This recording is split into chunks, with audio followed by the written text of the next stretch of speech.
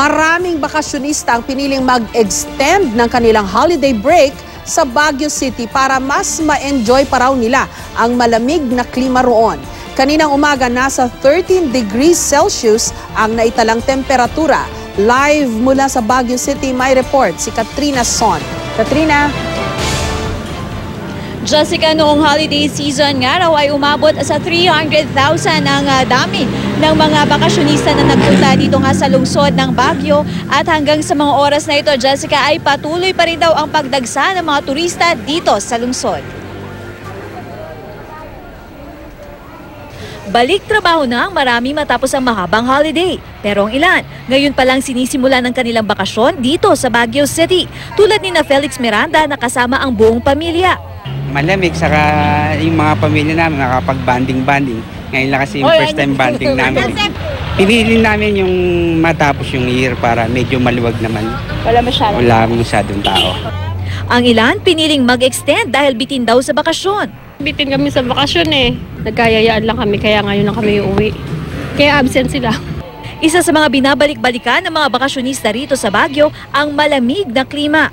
Kaninang alas 5 ng umaga nakapagtala ang Pag-asa ng 13.6 degrees Celsius. Pero mas mababa pa rin ang naranasang lamig noong December 29, 2015 na 12.8 degrees Celsius. Malamig at saka yung hindi masyadong crowded. Hindi pa polluted yung hangin. Masarap. Kaya patuloy pa rin ang dagsa ng mga bakasyonista. Dahil dito, usad pagong ang daloy ng trapiko sa ilang mga lugar dito sa Baguio. May ilang mga turista naman na piniling magabang sa harapan ng The Mansion, ang opisyal na tirahan ng Pangulo. Narito kasi sa lungsod ang Pangulo at umaasa raw sila na makita ito o kahit masulyapan lang. Sa ngayon, todo pa rin ang pagbabantay ng mga otoridad dito sa The Mansion. May mga police mobile na nag-iikot, pati mga pulis nakabantay at naninita ng mga nakaparada malapit sa The Mansion.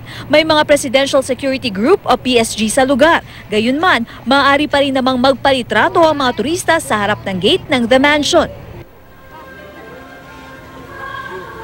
Jessica, inaasahan naman daw ng City Tourism Office ng Baguio na mas darami pa nga ang mga turista na magpupunta nga dito sa lungsod ngayong January dahil nga malamig yung panahon at lalong-lalo na daw sa Pebrero kung kailan nga nila ipagdiriwang ang kanilang Flower Festival dito sa lungsod. Jessica? Pero Katrina, kamusta ang traffic dyan? Kasi nung huling pumunta ako dyan, abay, parang singtindi na rin ang traffic sa Maynila, ang traffic dyan sa Baguio. Jessica, yung traffic dito ay mabigat pa rin nga, pero nakausap nga natin kanina yung City Tourism Officer at kanyang sinabi sa atin na kung mabigat daw yung daloy ng trapiko ngayon ay mas mabigat daw ng mga previous years. Kaya naman nakita daw nila na parang natuto na daw yung mga turista nga na nagpupunta dito. Ang nangyari daw ngayon, Jessica, yung iba daw nagpunta na dito ng mas maaga at after mag-celebrate ng New Year's Eve o Christmas Eve ay umuwi na. At alternate naman, yung mga pumunta naman dito para mag-celebrate mismo sa mismong araw ng Pasko at mismong araw naman ng New Year. Kaya naman yung traffic ngayon mabigat pa din, Jessica, pero mas light ito kumpara nung mga nakaraang taon. Jessica? At sa tanda ko, yung 13 degrees na temperature dyan at this time of the year, medyo mataas yun kasi minsan bumababa ng below 10 diba? Pagka January. Tama ka dyan, Jessica. Usually, pag January bumababa yan ng below 10. Pero sinabi sa atin kanina na nangyayari daw yan pag mid-January na. So ina-expect daw nila na mid-January at pa-February na, dyan daw talagang magja-drop yung temperature nga dito sa Baguio. Jessica? Maraming salamat sa'yo. Katrina Son.